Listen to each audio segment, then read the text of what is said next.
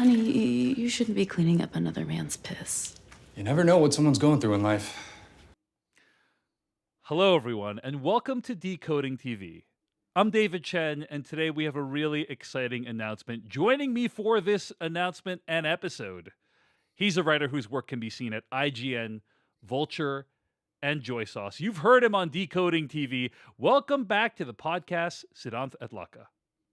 Hi, thank you for having me. I'm really looking forward to this because I am a total beefhead. Welcome to the podcast. So, what is going on here on Decoding TV today? Well, first, I want to mention, of course, you can always find more episodes of this podcast at podcast.decodingtv.com. Email us at decodingtv@gmail.com and find us on YouTube, TikTok, Twitter, Instagram, Twitch at Decoding TV. For the past year, Decoding TV has been doing weekly deep dives into different TV shows and streaming shows with some of the best writers and commentators on the internet. But while the weekly recap model works really well for a bunch of shows like The Last of Us and Westworld and Succession, it takes a lot of time and commitment to cover a show in weekly recap format. For many co-hosts, such as Siddhant Adlakha, who's appeared before recapping She-Hulk and Westworld with us, it's usually at least a 10-week commitment. And that's just a lot of time and effort for one TV show. And if we continued just doing only weekly recaps, there are just a bunch of shows that Decoding TV would not cover. Because there's a bunch of shows that it doesn't necessarily make sense to do a weekly recap for. So that's why I'm so pleased to announce a new show launching in the Decoding TV feed called This Week in Streaming, which will cover the latest and greatest in what's available on streaming platforms.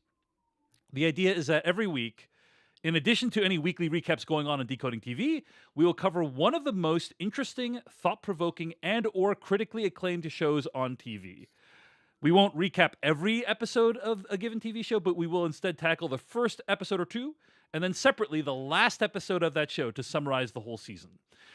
This will be on the main Decoding TV podcast feed, so if you're listening to this now on the podcast feed, you don't actually need to do anything to get future episodes. They're already going to be delivered into this feed.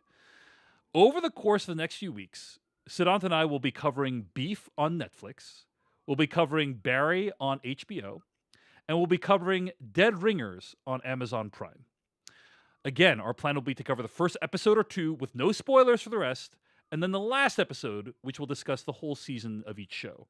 We're committing to covering these shows, and you can expect that coverage in your inbox if you're a paid Decoding TV member or in your podcast feed. Will Decoding TV cover more shows after this? That is up to you. Please let us know what you think of this format, what you think of this podcast over at decodingtv@gmail.com. I am so grateful to Siddhant for joining me for this initial batch of episodes to kick this off. Siddhant will always be part of the Decoding TV family, and we're committed to covering those three shows I mentioned, Beef, Barry, and Dead Ringers together. But as time goes on, other people may rotate in and out of the co-host chair. In the meantime, your feedback at decodingtv@gmail.com will help us determine whether to continue this new experiment. One final thing before we get into Beef today, and that is we are going to try to start broadcasting this podcast live as often as possible. So I do want to mention we are broadcasting live right now as we speak on Twitch and YouTube. We will be interacting with people live, so you might hear people's comments interjected into the podcast. And you can follow us at youtube.com/decodingtv and twitch.tv/decodingtv, where you can get future live broadcasts and interact with us whenever we go live. Our Succession podcast will probably not be live, but I think it's very likely that the episodes Siddhant and I will do about Beef, about Barry, and about Dead Ringers will be live. So be sure to follow us over at youtube.com/decodingtv and twitch.tv/decodingtv to make sure you get notifications when we go live here and discuss the most interesting shows on television. Okay, Siddhant, thank you so much for listening to that long preamble. Thanks for sitting there and enduring that. I appreciate that. Yeah, my input for all the listeners and people watching is what David just said. So, Beef.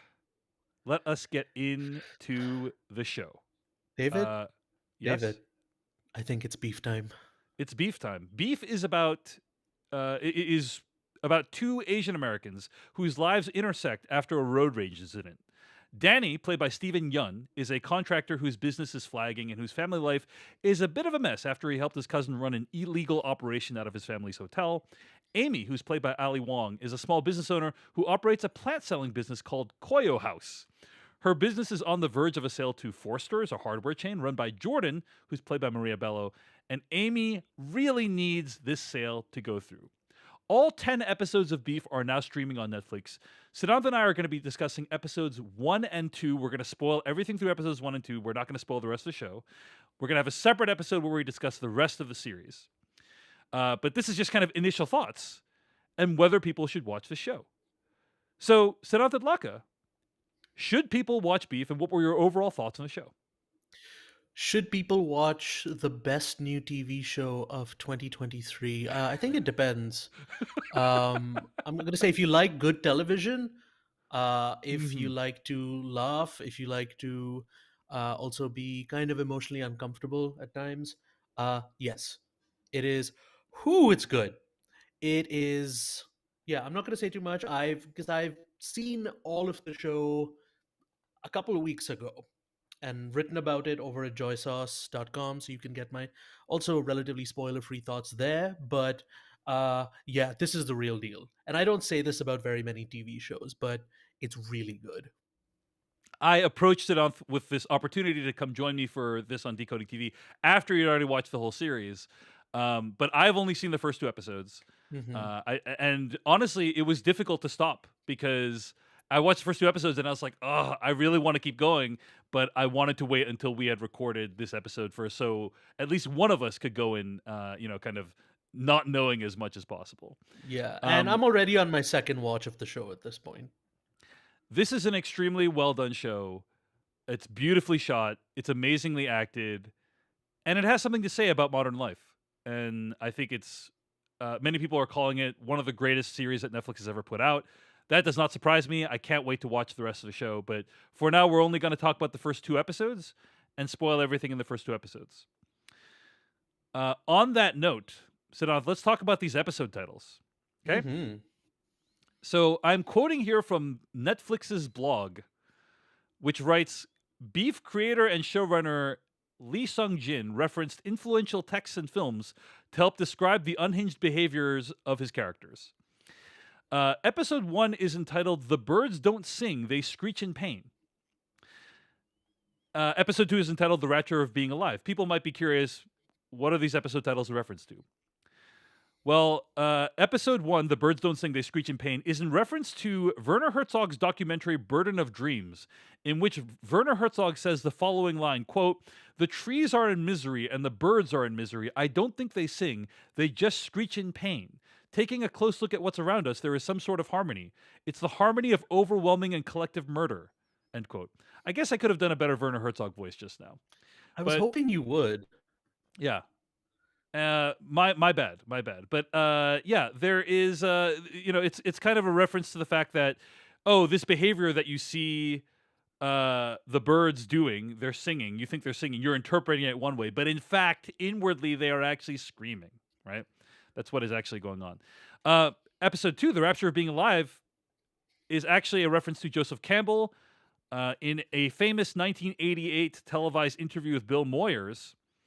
American writer Joseph Campbell presented this answer when asked about his thoughts on the meaning of life. He said, quote, "I don't think the meaning of life is what we're seeking. I think it's the experience of being alive, so that our life experiences on the purely physical plane will have resonances with our own innermost being and reality, so that we actually feel the rapture of being alive," end quote. My question for you, Siddhant, is this technique of titling these episodes incredibly pretentious, or does it work extremely well, or both?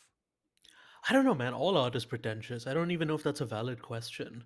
But like, I think it works for this particular show just because, these two titles and all the other titles are, taken from, various sources that all seem to be referring to something about nature, something about human nature. And I think this is a show that digs into a lot of things about people and the way we um, interact on our dynamics with each other in the modern world in a way that I haven't seen very many movies and shows really get into. And so I think the titles aren't necessarily some kind of coda to figure out, oh, this is what the episode is secretly about. They're more just references to the fact that, okay, these are the topics and this is the subject matter that the series is dealing with in sort of a roundabout way. So I like it. I think it's mischievous almost. I agree. Pretentious is a terrible word to use because it's not super descriptive. I guess here's my philosophy on using titles like this is I'm fine with it as long as you earn it. Is Yeah. if the show earns it. Um, so if you're talking about like Guy Ritchie's The Wrath of Man and you have like a quote from like von Clausewitz or whatever, I'm kind of like you know making the jerking off motion with my hand while I'm seeing that. But when you are a show this good that has a lot to say, in my opinion, and is Mhm. this well constructed, yes, I'm willing to put up with mildly obscure references for your titles. So anyway, it'll be interesting to see what we might talk a little bit about what the rest of the episodes are titled as we get on with the show and talk about it in our next episode about beef. But Siddhant, let's talk about what happens. The first episode of Beef begins with Danny and Amy's lives intersecting in the parking lot of a hardware store before a chase scene breaks out. And it's a really thrillingly done chase sequence. It's basically every person's worst nightmare when it comes to road rage. I don't know about you, but Mhm. whenever I have a road rage incident, which is very rare, my fear is always, is this going to be the psycho that follows me home? Which is why I really try not to have road rage incidents, right? That's good Um, to hear. what's good to hear? That I try not to have road rage incidents? Yes. What did you think I was referring to? Yeah. So here's my question. Who do you think was actually in the wrong for this inciting incident? That's a little harder to parse because what are we actually talking about? Are we talking about the incident as a whole Mm. where they get mad at each other and things escalate from there and they chase each other? Or are we just talking about the initial, like, oh, okay, Yeah, the initial thing, right? What like from my perspective, Steven Yeun's character was backing up into Ali Wong's character's car, and he was Mhm. gonna hit her if she didn't honk at him, right? And so Steven Yeun was in the wrong. Now Ali Wong shouldn't have given him the finger and thus provoked him further. But I think it was initially Steven Yeun was having a rough day. He almost backed into Ali Wong, and he was the one that actually made the transgression there. So, um, but yeah, Yeah. that said, Ali Wong's car was there, kind of not moving very much. So that's another, Yeah. she I could have think been theoretically responsible. it's such a small little almost nothing of an incident that it even calling it, even framing it as someone being in the wrong, that in and of itself feels wrong, and that's not a slight at you, of course. That's more like, You're this is basically so questioning the premise of every single one of my questions that I'm posing during this absolutely, podcast. that's my job. um no, it's what's wrong, so to speak, is the fact that both of them, immediately get at each other's, throats in a way from a distance. But yeah, the wrongness of the initial skirmish is so minor that everything that follows just feels completely wrong in relation to it. Like, this is, if we were dealing with completely calm, rational, well-adjusted people who are having a decent day, it wouldn't even register. We'd be like, oh, all right, you go ahead, that kind of thing. Right, right. And I certainly think that's part of what the show is saying is that it's this tiny moment that can somehow balloon and spiral out like a fractal into all these different areas of these people's lives. Yeah. That's what's so fascinating. On that note, by the way, are you familiar with the movie Changing Lanes? The Ben Affleck Samuel L. Jackson movie? I haven't seen it, but I've heard it brought up in relation to this show.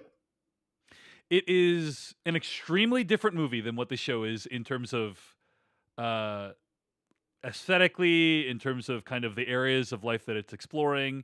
Um, it's a white dude and a black dude in that movie. This one, it's two Asian people, Asian Americans, and I bring that up because their kind of Asian Americanness is a key part of I think their identity in the show. Uh, but it also basically starts with a road rage. It's a movie, and it's about a road rage incident that kind of spirals out and creates all these problems in these people's lives. Very different movie, but kind of a similar premise Okay. in some ways. So anyway, for those who like wanted an Asian American version of Changing Lanes, your day has come. Your day has come.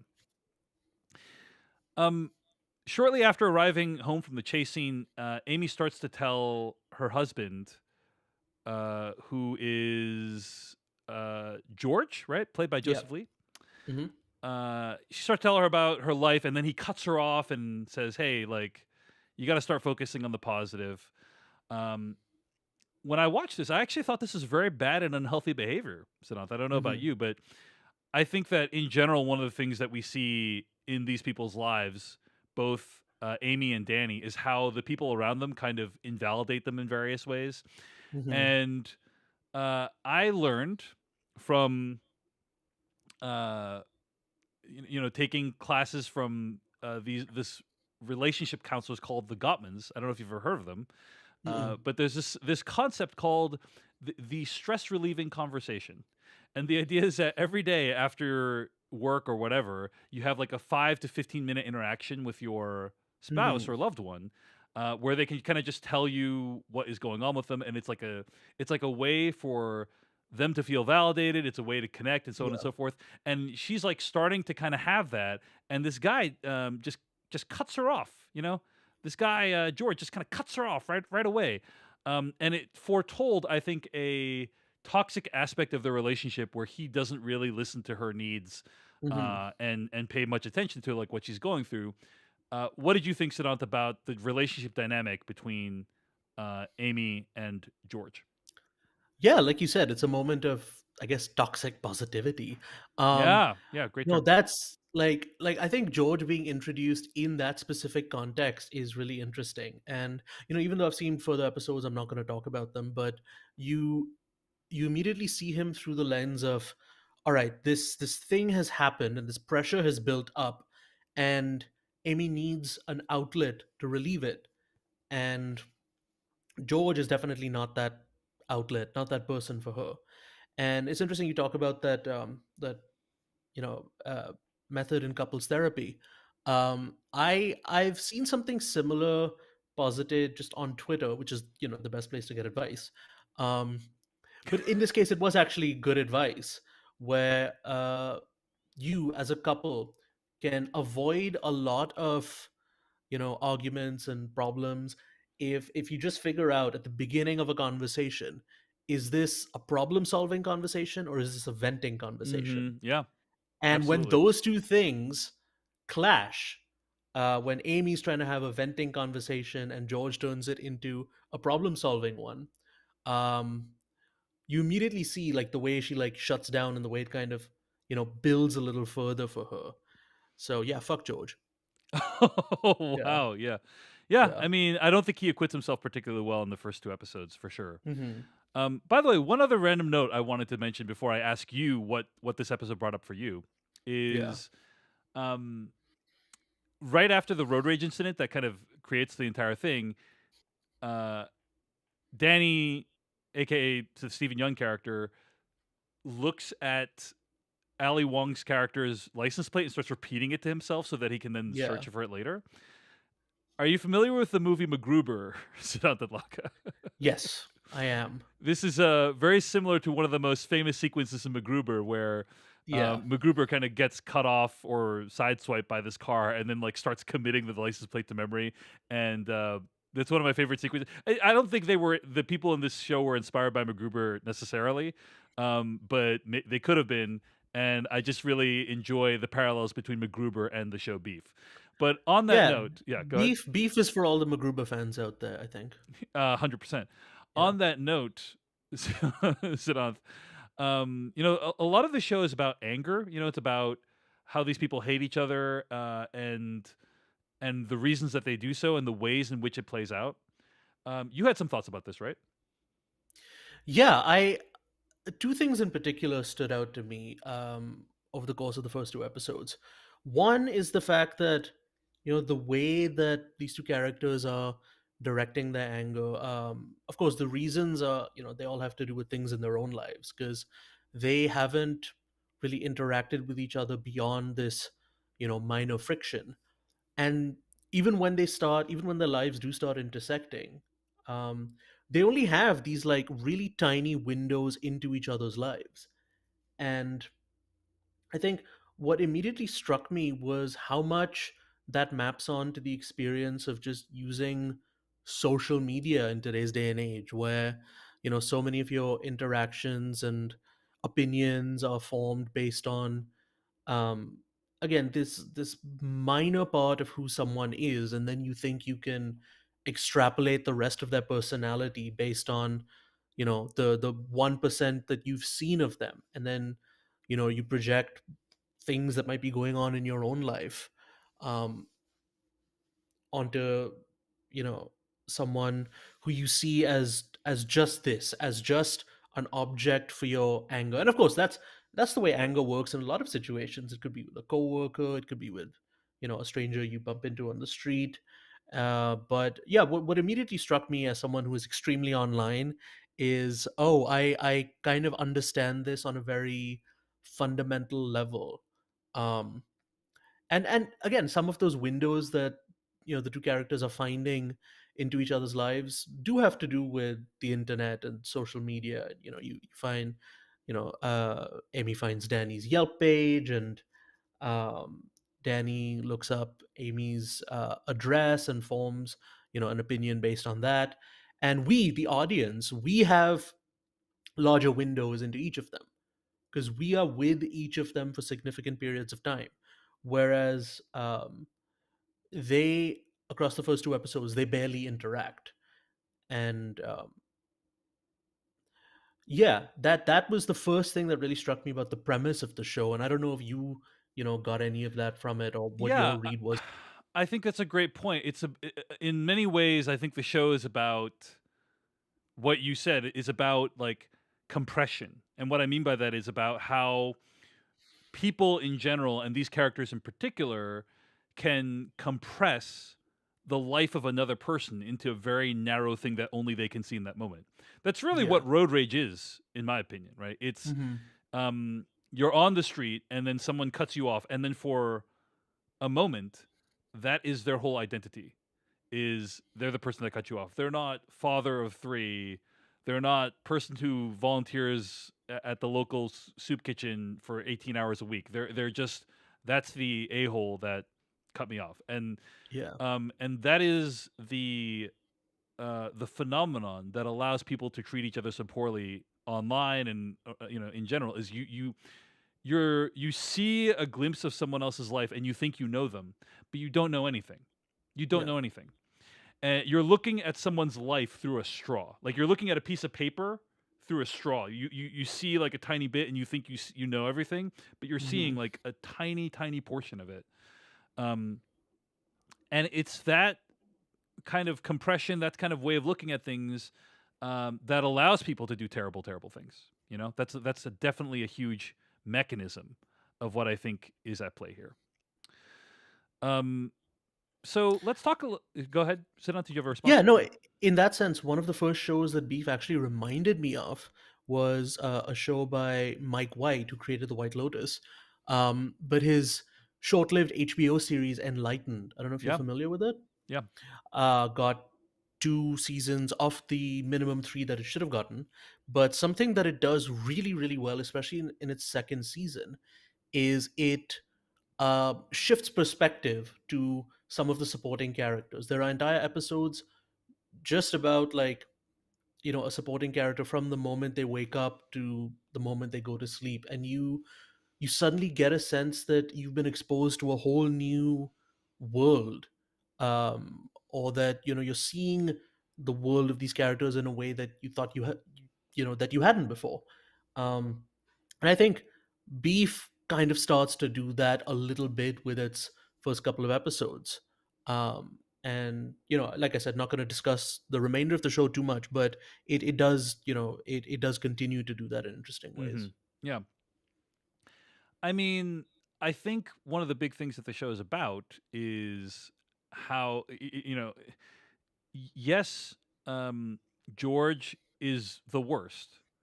Um, but the thing that's interesting is George says many things that are true.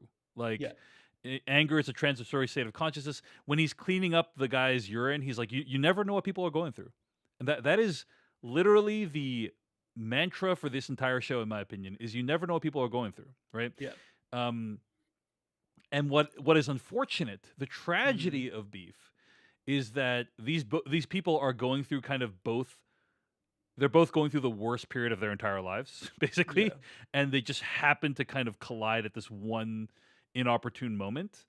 Yeah. And if this moment, if this road rage incident happened at a different time of their lives, if it happened after Amy had sold the company, if I don't know if she's going to sell the company, I doubt it, but if it happened after she sold the company, if it happened, before or after Danny's going through this challenging time in his life, like it wouldn't have played out the same way, and their lives Probably would, not. and that is the tragedy is like they're both going through all these things that they don't know about, but then because it's the worst timing possible and they intersect, tragedy Yeah.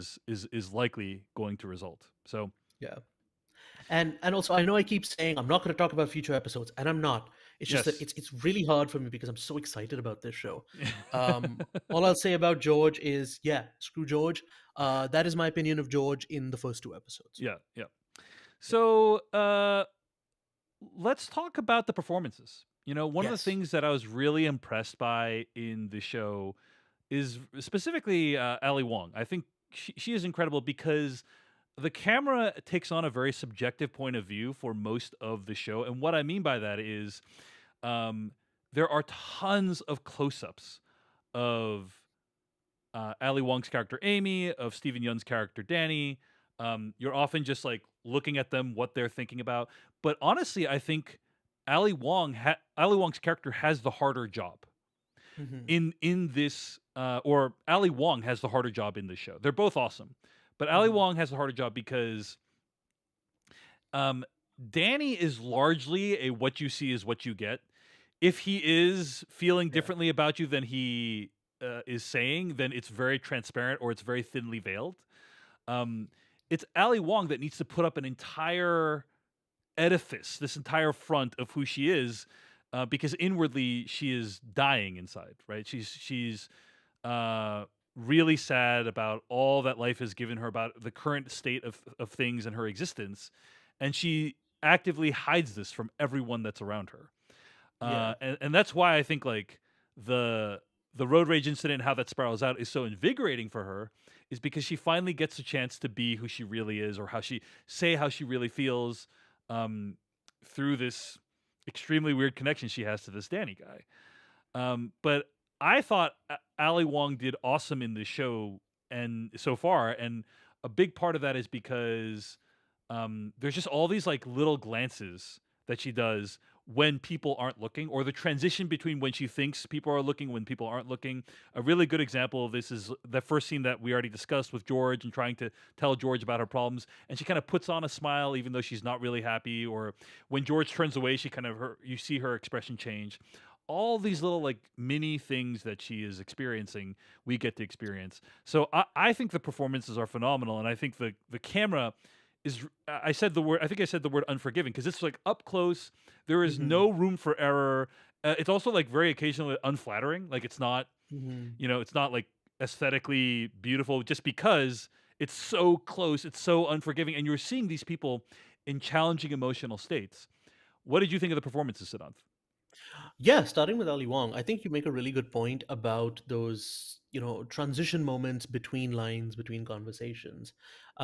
It's like, are you familiar with the show You on Netflix? I am familiar with it. I haven't seen it, but yeah. Okay, so a big thing about You is there are these like, moments where the characters aren't interacting, but there's just voiceover to fill you in on what's going on, right? So there are a lot of what I would call you moments, but just without voiceover. Mm, And what is mm. instead filling you in on what's happening internally, in these extended close ups is just the sort of micro expressions, the micro changes on Ali Wong's face as Amy. Um, and there's just so many details about her and about the place she is in her life that I think work so wonderfully. Starting with just her. her octagon shaped glasses. I think, Love them, love them. it's, first of all, it's a very memorable detail. Second, I don't know, it just seems to speak to, like, some kind of, like, this is a person for whom, structure and outward appearance seem to matter a lot. And on the inside, like, you can see the ways that she is sort of struggling to keep up appearances as well. And um and and yeah, like, even the way she smiles, it's almost like every time she smiles, it's like this "but doctor, I am Pagliacci" moment. Because, like, she's just in, she's in agony just trying to keep it together, especially when one of the other characters says, "I don't know how you keep it together." I think a woman who's taking a photograph in her store. You can just see that she is just dying inside. And even if we don't, know the reasons fully just yet, you can tell, like, okay, this is someone who, it's going to be very interesting to follow her on this journey. And I think quite simply another reason that she's so stunning in this is because you don't normally see work like this from her. And I'm not familiar with her entire body of work, but for me, I'm used to seeing her as a stand-up comic and as someone in comedy films like She was great in Always Be My Maybe, the Always Be romantic My comedy on Maybe. Netflix. Yeah, I've seen it. I was going to call it Never Have I Ever. That's a different Netflix thing. different thing. Yeah, yeah, yeah. Where she's very, like, overt, outward, very, like, her cadence is of an American studio comedy actress. Whereas in this, she's so withheld. Um, and a prime example is, the scene in the art gallery where she and George are having this, like, really intense argument that could lead to some really nasty places, but they're both forced to whisper it at each other because they have to be quiet because they're in an art gallery. I don't know if the mic picked that up, but but that's what I'm saying. She has to express herself without using the tools that you normally see her use to express herself. And for me, it's one of the great, like, you know surprising performances from an otherwise comedic person. I would put it on par with, like, Jim Carrey in, like, the late 90s and early 2000s, where he goes from, like, this slapstick rubber-faced buffoon to movies like The Truman Show and Eternal Sunshine, or Bryan Cranston making the switch from um Malcolm in the Middle to Breaking Bad, and now people associate him primarily with Breaking Bad. So I think this is, on her part, just some absolutely phenomenal work. And it also helps that, Stephen Yeun is the actor that he is, because, each time the perspective switches between the two characters, everything you're seeing is so compelling, even if there's almost nothing happening. Like Stephen Yeun, his character Danny, just walking through his apartment and just, like, picking up after his brother. It is so intense and compelling to watch just because of the way he carries himself. I agree. It's a really big for Ali Wong specifically. It's a really big step change in terms Yeah, of level of difficulty, from what I can tell. yeah, She's so good, and this might be uh, kind of what she is known for after this. I think it's very I hope possible. so. Yeah. Yeah. Um, Seattle KO in the chat says, "Whoops."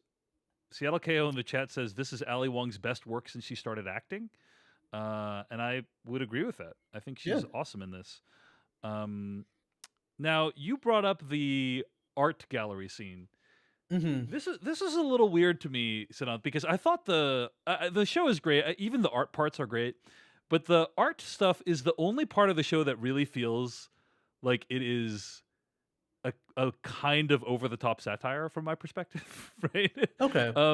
Like everything else in the show feels extremely grounded from my perspective. Like it feels like this is all stuff that could happen in real life, but then the art stuff is just like wow, like people who made the show freaking hate the modern art world from my perspective. About like you learn like that chair is formed from George's mom's backside, and then Maria Bello's like I'll buy it for $100,000, all this stuff.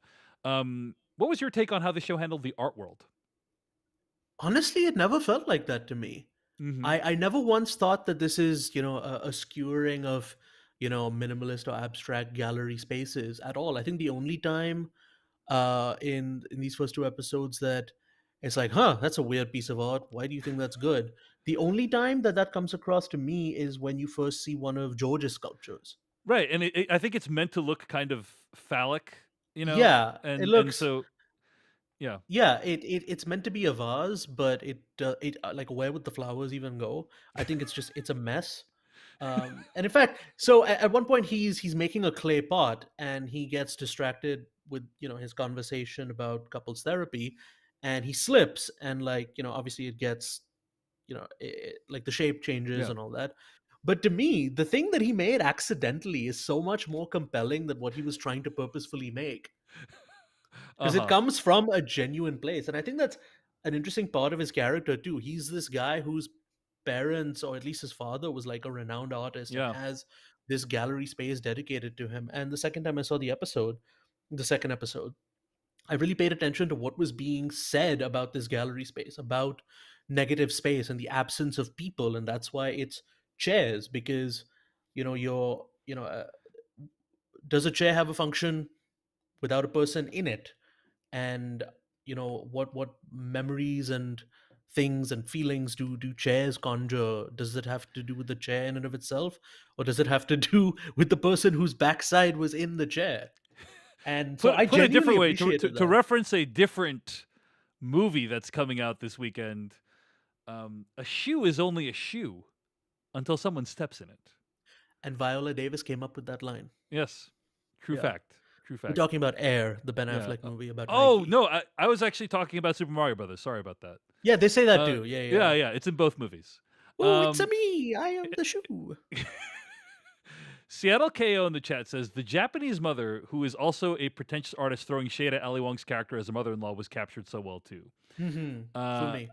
I think that's great. That is a great character, and kind of you get the sense of the tension between the two of them, right? There's like, Yeah, especially when there's like an inter class thing going on, you get the sense that Ali Wong's character probably didn't come from money, yeah, whereas George's family probably was relatively wealthy. And so obviously the grandmother's going to want certain things for her granddaughter that like are massive expenditures.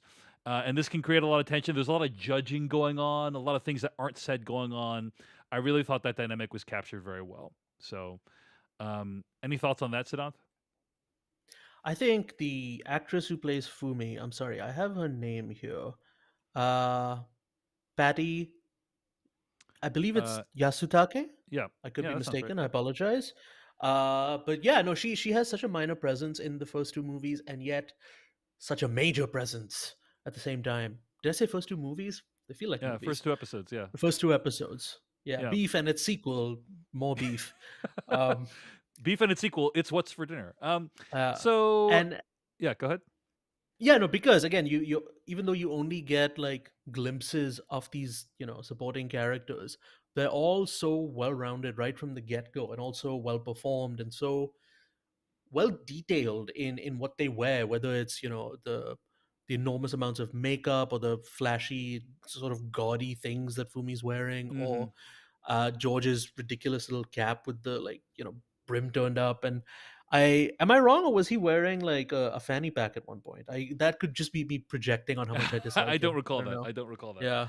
But hey, nothing wrong with the Asian dad fanny pack, Siddhant. So What um, can I say? I'm just really like racist, I guess. I don't know. you're gonna, Yeah. wait one day. 30 years from now, Siddhant Adlakha is gonna be seen wearing a fanny pack. It's gonna happen. Set your watch to it. Set your watch to it. Okay. Um, I mean, it's just convenient, man. It's just convenient. Okay. Look, I think it's just it's you familiar with the tweet about how um when you dislike someone, everything they do is annoying. Like if someone tweets I like Yeah. soup, you're like, I bet you do. Like, Yeah. yeah, I bet you wear fanny packs, George. Like I think outside of the context of fanny packs, outside of the Or in the context of context of George George, fanny pack, yeah, fanny yeah, packs are yeah, fine. like Yeah. Batman wears fanny packs, Yeah. so I think it's cool. A couple of other things I wanted to bring up, and I should have written this down in the show doc, Siddhant, so that's my bad. But one of the things I wanted to bring up was Danny's relationship to his family. Yeah, It's complicated. You kind of find out during the course of these two episodes that Danny, uh, he and his family used to run a hotel, yeah, is my sense, right? And Danny helped to facilitate his cousin Isaac selling, I think it was baby formula or something along those lines out of the hotel. Yeah. Counterfeit baby formula. Who would have thought that was a thing? And and you get a sense that because of that, they got into legal trouble. And like, if you're an immigrant, it's like really serious to get into legal trouble. It like jeopardizes your entire, um, you know, immigrant status. And so you get a sense that because of that, they had to like sell the hotel and move on. And that's why his parents are back in, I think, South Korea. Um, but the conversation that Stephen Yun has with his parents is so similar to many of the conversations I have had with my parents because like uh there are some families out there, okay, who they can be very honest with each. I've seen them depicted on TV shows and films. I've seen them talked about on TikTok. I wish, You have heard tell. I've heard tell. I will never understand, but there are certain families out there who, when they talk with their parents, they can have an honest conversation about what's going on in their lives, right? Mhm. I don't recall the last time I have ever had anything like that because when you're talking, when I am talking with my parents, it's always both parties want to represent that things going in their life are just fine. They don't want the Mhm. other person to worry about the other party. Um, and of course, it always comes with, like, in the case of Stephen Young's character, his parents saying, "Hey, you should marry a nice girl from church."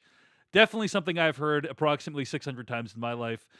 So I related a lot with what was going on there. But I think Stephen Young's character, Danny, is, in the parlance of our times, a loser. And I just want to emphasize that, like, for many Asian families, for many immigrant families, being in Stephen Yun's position carries a second layer of shame, Yeah. which is that people in his position are supposed to be taking care of their parents. They're not supposed to be a drag on their parents. They're not supposed to be like hurting their parents in any way. Yeah. They're supposed to be taking care of them, improving their lives. And that's kind of the opposite of what Stephen Yun's character does. I don't know if you had any thoughts on like his relationship with his family set on that. What stuck out to you there? Yeah, I think especially like, I know this sounds very, what is the function of this thing? It serves a very interesting plot function because you immediately know just from his first like FaceTime conversation with his mom, and I think his dad is also there, that oh, this is the big thing weighing on his mind, the fact that he wants to bring his parents back to the United States. And from there on out, every decision he makes is going to be geared towards that. It's going to have something to do with his family, with his parents, even if they don't come up directly in a conversation. And you see the way that even though he's like a little frustrated on the call, he, like you said, wants to you know give the impression that yeah, everything's fine. I'm working on something. I'm gonna have you guys back, that sort of thing. And it's maybe, I think there's so many brilliantly acted scenes that it's hard to pick just one standout. Um, Especially when it comes to Stephen Yeun, because he is so good in this show at capturing the feeling and capturing the appearance of having lived with anger and lived with frustration and self-loathing for so long. Because for a lot of actors, anger is something that you build to immediately right before it happens. Anger is something that happens in the moment. As George would say, it's a transitory state. um, but you can tell like that this is something that has just like seeped into his bones over years and years. And just every movement, the way he carries himself, um the way he talks to himself, there's a weird amount of, as much as I hate to say it, familiarity there. Like the way he's like, oh, Bonham, E.T. Bonham. He's talking about the street that Yeah, she lives on. yeah. Just yeah, it's funny, but it comes from a place of like, I have no other way to let out all this frustration and this pressure and this anger other than these stupid little jabs at no one in particular. And it's pathetic in a way, but also like really, kind of unfortunately relatable, because, you know, who among us hasn't, at some point sat on their own and like just imagined, some conversation and just gotten angry. But yeah, you can see it in his eyes, like just what he's carrying around with him. Yeah, there's a great shame. There's a big chip on his shoulder. One of the ways that I have this theory, Siddhant, Go for it.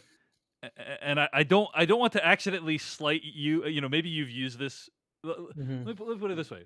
Let me try to say this in the most innocuous way possible. He calls that person on the phone when he's trying to buy that place, and he's like, "Hey, I own a very successful construction company. I have a lot of money. Please call me back because I want to buy the blah blah blah." People in positions of power don't need to reiterate that they're in positions of power. That's Yeah, kind of the fundamental thing, right? yeah. You don't need to say, "I have a big and successful thing." If it was big and successful, you wouldn't need to say it was big and successful because people would already know about it. You don't see Hmm. Maria Bello's character saying, "I have a big and successful hardware place," because it's like everyone already knows. It's like she has like the Lowe's of this world or whatever it is, right? Like whatever. So it's like the CEO of Lowe's is saying, "I have a big and successful hardware company." Like that Yeah, doesn't make any sense. Um, and so the people who that's kind of always been my theory is like if you are actually the thing, you don't need to say you are the thing. yeah. Um, and he is the kind of person that feels like he needs to say he is a thing because he's not actually the thing. So anyway. And he immediately follows that up with one of the best scenes of like stress eating I've ever seen. Um, and Yeah. in an era where Brendan Fraser won an Oscar for stress eating, in that movie that shall not be named. Uh-huh. Um, Yeah. no, I The just think like the Mummy 3 Tomb of the Dragon Emperor, I think you're referring to, yeah, right? yeah, exactly, exactly. Him and the Dragon Emperor Him and just Jet Li. chowing down. Yeah.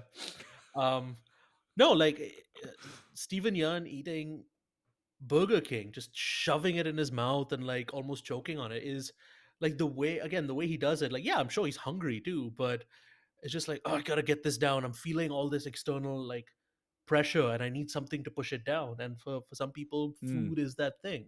yeah. Yeah. Yeah. Great call out. The only other thing I really wanted to mention, I mean, there's a couple of like really amazing filmmaking flourishes I wanted to mention. Hmm. Um, I love the reveal of what happens to Steven Yeun's character's car at the end of the second Yeah. episode, where Yeah. it shows you like I think it's like "I can't drive," right, is on the hood, which is Yeah. especially offensive for an Asian person. I just want to put that out there. Yeah. And then later you see the other angle, like it's the camera like kind of swings around to reveal the other angles of the car at the end, so you realize like she's written it across like every dimension of the car. Just Yeah. what a wonderful like little filmmaking flourish at the end of just like slowly revealing the extent of what she did. Yeah. um so I wanted to mention that. I mean, the ultimate thing about the show is I really love the show, but it is deeply uncomfortable and distressing for me to watch the show, right? Hmm. Um, for two reasons. One is that I think the show's observation about modern life are really spot on. These are people Yeah. who are both miserable, and one of them, the Danny, Stephen Yeun's character, wants to be where the other one is. Like wants Yeah. to be rich, successful, with a spouse and a family and a child and successful business, so on. The other person has already achieved that, and in some ways is even more miserable. I mean, she is not like in the self harm level of miserable quite yet, Mhm. but she's having sex with guns because her life is so boring. And she doesn't have anyone in her life that she can be real with. Like even when she's talking with her friend Naomi, I think, who's at Yeah. her, every interaction she has is a front of some kind. And I would argue in some ways she is like less happy than Danny. Um, and that's kind of what the tragedy and the paradox of modern life is that you yearn for things and then you achieve that which you yearn for and you are still unsatisfied, right? And that is in these two people situations that collide, you get a glimpse of what is going on there. So that's just a kind of universal truth, at least for many millennials today. I don't know about other generations. I'd imagine Gen Z's experience is much different of modern life. But for many millennials, that is kind of that it captures that. So that's why it's deeply distressing to me. And the second thing is, I get the sense just from the first two episodes, and I know you've already seen the rest, so you don't need to mention that again. um, that everything they're going to try to accomplish is going to go poorly for them. Like, I don't think the sale is going to go through, or if it does go through, I think it's going to go through in a bad way. I don't think Danny's going to buy this plot of land. I don't, I mean, maybe like there'll be some kind of redemption at the end, but right now it feels like at the very least all these like it's going to get worse before it gets better. That's kind of my sense. Is like these two characters' lives are going to get worse before they get better, and you feel as the viewer you feel that you feel the kind of inevitability of how terrible things are going to get, and that is sad. It's sad to witness. So We love a good comedy, don't we, folks? indeed. Yeah. Any other thoughts on these first two episodes, Siddhant? Anything else that stuck out to you before we talk about our favorite quotes from the episode? I'm just so delighted by just everyone in the cast. I think young Mazzino, who plays Paul, Danny's brother, Yeah. um, just even his delivery of like I'm in the middle of a game, like the first time you meet him, like he just there's such a lived reality to everything he does and says, even as like a kind of you know on first glance kind of like a himbo meathead sort of thing. The thing he has going on of like this dumb guy who just wants to like flirt and screw around, and um you can tell that there's something more beneath the surface there, even though it hasn't like Mm-hmm. really been focused on yet. But always happy to see Justin Min show up. He plays a minor character, Edwin, the husband of Danny's ex, who's Mm-hmm. pregnant. Yeah. He is from. Let me see. Do I have it right here? Right here. After Yang. Oh Yeah, yeah. that's him. That's my He boy. plays Yang. He plays Yang. In After Yang, and he's kind of he invites them to go to church because Edwin is apparently leading worship team. Yeah. Also a conversation I've had with other people in my life, so And um I love his voice, and I love just like he's trying to put on this like very like, oh, we love to have you here kind of front, but you can see like mild discomfort with the fact that his pregnant wife's ex from a decade ago is sitting in his kitchen. yeah. Yeah, You but you brought up Paul, Danny's brother, and yeah, we didn't even talk about how Danny borrows $20,000 from his cousin, invests it all in crypto, and apparently loses everything, which is um just brutal. Just brutal. Like the thing is, Danny makes terrible decisions during the course of the episode that are yeah, outside the scope. Like Ali Wong kind of could have negotiated her situation with Jordan a little bit differently, but like it's Danny who is completely like continuously making terrible mistakes as the show goes on. And I'm curious, and that's really like sad and upsetting to see. I'm curious like how that's going to continue to spiral, and or whether or not he's going to learn anything as a result of this. So mhm. yeah. Anyway, I'm looking forward to watching the rest of the show. I'm deeply uncomfortable. I'm made deeply uncomfortable by the show. But Siddhant and I, we will watch the rest of the show. We will record another episode in the next couple weeks, talking about the entire season, and you can look forward to that. Before we get to our favorite quotes, I want to mention where you can find more of our stuff. If you're watching this now on YouTube, you can be sure to subscribe, get notifications at youtube.com/decodingtv and twitch.tv/decodingtv. Find us on Twitter, TikTok, Instagram, and YouTube. I already said that, at Decoding TV. Podcast.decodingtv.com is where you can find the podcast version and download and listen to it at your leisure. decodingtv@gmail.com is where you can let us know what you thought of this conversation and whether we should keep doing This Week in Streaming, because it's a new thing we're doing. And if you want to support what we're doing here on Decoding TV, become a paid member at decodingtv.com. Get early access to episodes and bonuses and ad-free episodes. We really appreciate everyone at decodingtv.com who's supporting us and making this podcast possible. Siddhant Adlakha, where can people find more of your work on the internet this week? They can find me on Twitter at Siddhant Adlakha, which is of course my name. And I have a bunch of articles about all sorts of movies and shows all over the place, from IGN to Polygon to IndieWire to Vulture to Joy Sauce.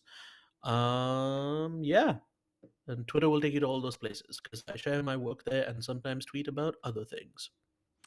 All right. So at the end of each episode, we've been doing this with our Succession recaps. I thought let's do it for these This Week in Streaming episodes as well, talking about our favorite quotes from the episode. I wanted to say when Danny's trying to convince that guy to give him the tree cutting job, he says, "What are you going to get? A guy with like 5 stars on Yelp? Those reviews are fake, man. They're totally fake." End quote. Which is very much like how I try to talk people into listening to my podcast. Instead of other 5-star podcasts. What are you going to listen to an Apple podcast with 5 stars? Those reviews are fake, man. You got to listen to good old 4.1 stars David Chen. That's kind of what you got to do. Siddhant Adlakha, any quote stuck out to you? For me, it's, I could just list everything that David Cho, the actor who plays Isaac, says, because he's immediately just such a delightful character and another actor with a great voice. I think whoever cast this show really knows voices. So after Danny is asking, Isaac for help, he says, "Of course, dude, your family. Just give me the title of your truck." Which is, it's it's so like, of course I'll help you. I love you. We're family. But this is going to be the most transactional thing you could possibly do. Indeed. And it's so casually thrown out there. Yeah.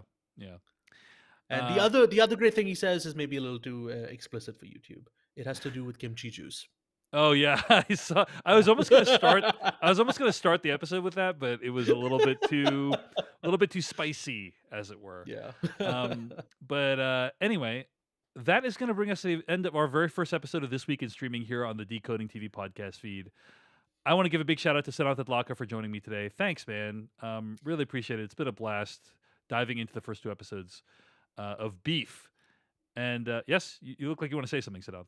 Before we go, just for, let's say, for posterity, do you have any more predictions of where this could go? And I won't react. I won't say anything. Yeah, I'm just curious. You're a complete blank slate. Okay. I'm hiding. I think the sale is either not going to go through, and I just want to say, hey, if you're in the comments, like, presumably people who are watching this YouTube video haven't seen the rest of the show either. Don't be a jerk. Don't spoil it for people. But if I'm to predict, my guess is that the sale either doesn't go through, or it goes through in such a long and drawn out way that extracts like a heavy cost from Ali Wong's character, that it's kind of like a Pyrrhic victory. That's my guess there. I don't think either one of them will die during the course of the show. I think there is a chance that by the end of the show, these 2 characters realize they have more in common than they originally thought and come to some kind of peace. But I do think that the feud between them will continue to escalate dramatically for at least another 2 to 3 more episodes before it starts coming down. That's my sense of where it's going. Now, it could also just keep escalating until it's like out of control. But I just don't know how you'd sustain that for 10 episodes. So those are my predictions. Danny Cho continues to fail. Maybe by the end he gets like a little bit of hope. Something happens that makes him a little bit hopeful. Maybe by the end, like Ali Wong and him, like or Amy and Danny kind of arrive at some kind of detente. There's even a possibility they end up working together at the end because he's a contractor and she's a plant person, and maybe there's a way for them to combine forces. That's possible, but I think it's going to take at least another 5 episodes to even get a glimpse of that, is my sense. And I don't think the sale is going to go through, or it will go through in a really challenging way. So I kind of fumbled my way through that, but I think you kind of get. I was mostly consistent through all that, right? Yeah.